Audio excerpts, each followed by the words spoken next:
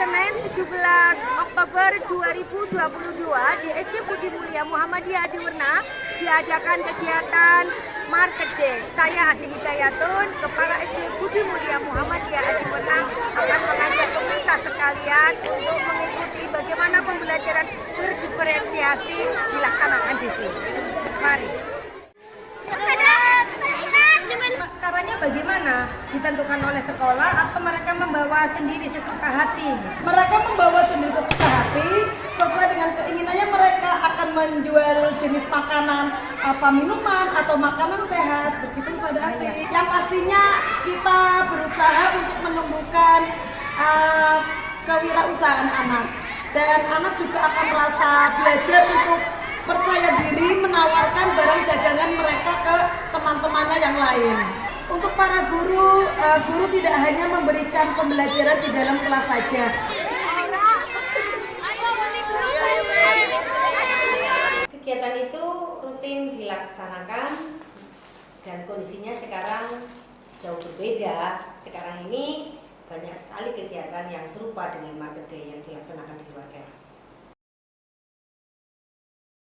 Suasana kelas yang sangat monoton, suasana kelas yang tidak bervariasi, jauh dari kreativitas. Gurunya berceramah, memberikan materi sebanyak-banyaknya, menulis di papan tulis, dan anak-anak sudah mengenal, sudah tahu belum pembelajaran berdiferensiasi? Belum. Apa ya? Mas Amin? Nggak tahu. Pembelajaran yang menyenangkan? Tahu, Bu. Jadi visual, auditori, dan kinestetik sudah tahu belum? Sudah tahu belum? Tulis belum anak kita? Kecerdasannya ini, gaya belajarnya ini, sudah belum? Belum semua, Ibu. Satu, karena guru berfokus pada target kurikulum. Masing-masing guru berusaha keras menyelesaikan tanpa memikirkan metode yang pas untuk anak, yang bisa diterima oleh anak. Kemudian yang kedua, dengan adanya buku paket yang dibeli oleh wali murid, membuat guru merasa punya beban bahwa semua pertanyaan-pertanyaan yang ada di dalam buku itu harus terjawab agar orang tua tidak komplain karena buku itu sudah dibeli. Yang ketiga, Bapak Ibu guru merasa bahwa pembelajaran di luar kelas itu hanya memakan waktu, target kurikulumnya begitu banyak, ada kekhawatiran tersendiri, materinya tidak tersampaikan. Dan juga ada kekhawatiran juga ketika di luar kelas, guru-guru susah menghandle anak-anak. Mengubah mindset. Bagaimana mindset guru bisa berubah tentang pembelajaran, tentang metode mengajar, bahwa banyak metode yang bisa diberikan kepada anak. Tentu saja metode yang menyenangkan, yang membawa permainan di dalam kelas, dan ketika keluar pun tetap membawa pembelajaran. Membawa permainan ke dalam kelas dan membawa pembelajaran keluar kelas. Agar guru bisa istilahnya membawa permainan ke dalam, mengajak anak-anak bermain sambil belajar, juga bisa membawa pelajaran keluar. Itu caranya adalah, satu, guru harus mengalami sendiri pembelajaran yang menyenangkan, ya, pembelajaran dengan pengalaman yang berbeda-beda. Caranya adalah satu, merasakan sendirinya dengan training. Guru-guru saya ajak mengikuti training, baik training yang diadakan oleh saya sendiri tentang pembelajaran yang menyenangkan, pembelajaran dengan pengalaman yang berbeda-beda, juga oleh trainer dari luar, dan juga saya ajak Bapak Ibu guru untuk ke sekolah lain, sekolah yang lebih maju, mereka melihat sendiri bagaimana praktek pembelajaran di sana. Sehingga dengan demikian guru-guru akan banyak mendapatkan wawasan baru, akan mendapatkan pengalaman baru. Mereka, Bapak Ibu guru, akan merasakan senangnya belajar hal baru, belajar sambil bermain. Ketika mereka setelah belajar, mereka mendapatkan pengalaman yang berbeda. Pengalaman tersebut saya yakin sekali akan dibawa ke dalam kelas.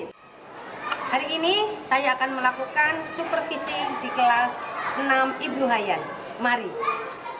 Saya jadwalkan 1 bulan full untuk melakukan supervisi ke semua guru-guru. Setelah supervisi saya lakukan, saya ajak berdialog, saya ajak bedah RPP, saya diskusikan banyak hal setelah pembelajaran selesai. Supervisi di kelas 6 Ibnu Hayyan sudah selesai dan alhamdulillah anak-anak bisa belajar secara berdiferensiasi. Oke. Setelah supervisi selesai, yang saya lakukan adalah bedah rencana program pembelajaran. Di situ guru-guru sudah mulai berani membuat terobosan-terobosan pembelajaran yang fokusnya pada siswa. Nah, di situ saya memberi masukan, guru-guru juga memberi feedback. Akhirnya dari diskusi itu melahirkan sebuah metode yang insya Allah menyenangkan dan berpusat kepada siswa. Anak-anak boleh pakai bajunya seragam, tetapi pengalaman belajarnya tidak boleh seragam. Oke. Bu Asih mau tanya, tadi kan Bu Asih bilang tidak boleh sama. Maksudnya tidak boleh sama itu dengan rombel tersebut atau bagaimana? Materinya harus sama. Anak mendapatkan pengalaman yang berbeda dari apa yang disampaikan. Contohnya begini, kecepatan. Kita akan berjalan dari sana sampai sini. Anak kan ketika kita dengan metode itu ada yang lari, ada yang jalan, ada yang tengah berlari, ada yang lenggang kangkung. Itu kan masing-masing anak ketika menjelaskan. Sekolah ini membuat sebanyak-banyaknya event untuk anak yang jelas berpusatnya kepada siswa. Membuat outing kelas, field trip, lomba-lomba antar kelas seperti go talent, lomba nasyid, lomba Agustusan yang dikemas dengan sangat menarik.